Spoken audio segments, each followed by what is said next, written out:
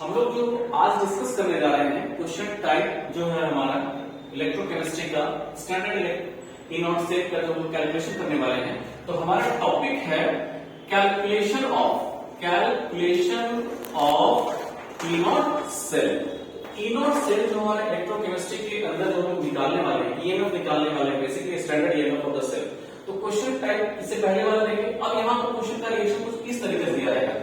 तो हम लोगों ने पहले सीखा कि ये कंप्लीट सेल रिएक्शन को लिखने का एक तरीका हम यहाँ पर सीख चुके। तो ये क्या है? ये हमारा साल्टब्रिज है। क्या है?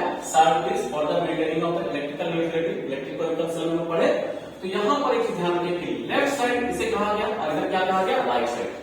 अपने को पता है कि लेफ्ट साइड में क्या होता है? एनोड।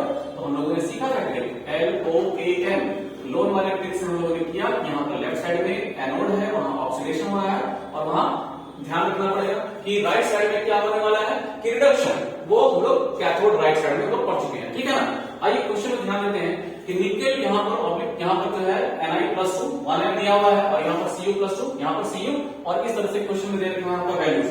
कैसे दिया है कि Ni+2 T और यहाँ पर Ni इसका इनॉट का वैल्यू कुछ इस प्रकार से है, यहाँ पर Cu+2 यहाँ पर इस प्रकार से इसकी वैल्यू दे रखी है। तो कहते हैं कि कैसे कैलकुलेट कैसे करोगे? तो पहले चेक करो कि कौन सा एनोड कौन सा कैथोड, ठीक है ना। पहले ही बताए हैं। तो देखिए यहाँ निकल से Ni+2 हो गया, इसका मतलब ऑक्सीडेशन स्टेट कौन से ज्यादा। ध्यान रखिएगा क्या हो रहा है? ऑक्सीडेशन। क्लियर है? यहाँ हमको पहले भी पता चल गया कि लेफ्ट साइड में ऑक्सीडेशन होता है, ठीक उसी प्रकार से यहाँ। लेकिन इस रिएक्शन हाफ सेल रिएक्शन के अंदर तुमने क्या देखा? निकेल वाले पार्ट में यहाँ पर हमको मालूम है कि ऑक्सीडेशन हो रहा है, लेकिन यहाँ पर क्या दे रखा है वैल्यू? निगेटिव लगा करके। क्या दिया हुआ है? निगेटिव लगा करके, ठीक है ना।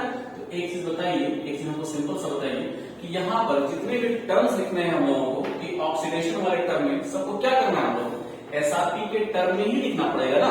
एसआरपी के टर्म में, तो यहाँ तो एसआरपी के टर्म में दे दिया है, भले ही ऑक्सीडेशन होगा।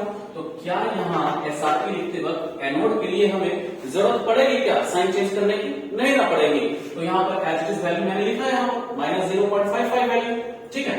अब ध्यान दीजिए यहाँ पर क्या हो रहा था? रिडक्शन हो रहा था। तो यहाँ पर क्या है? यहाँ पर रिडक्शन दिखा है। तो हम लोग को एक चीज पता चल गया कि यहाँ पर जो वैल्यू है वो क्या लिखा जाएगा? पार्ट 3 और हमें यहाँ पर वैल्यू चेंज करने की जरूरत नहीं, क्योंकि ऑलरेडी यहाँ रिडक्शन हो रहा है। तो यहाँ साइन बदलने की जरूरत है क्या? क्वेश्चन में दिया नहीं करेगा ना। तो यहाँ पर 0.34 माइनस और निगेटिव जो यहाँ पर एनोड के रिस्पेक्ट में यहाँ पर जो बात करते जो रिएक्शन दिखा रहा था, और यहाँ पर as it is value negative लगाकर हमें यहाँ पर प्लस साइन हो गया और टोटल 0.89 वोल्ट हम लोग उस प्रकार से आंसर कर पाए। बस थोड़ा ध्यान रखिएगा इन चीजों को कि कौन सा एनोड कौन सा कैथोड। क्या इस पार्ट को यहाँ जो दिखा रहा है उसके वैल्यू से हम लोग जब रिजेंबल करते हैं तो क्या एग्जैक्टली ये पार्ट इस पार्ट को सेटिस्फाइड करता है क्या? अगर नहीं करता है तो हमें वैल्यू क्या करनी पड़ेगी?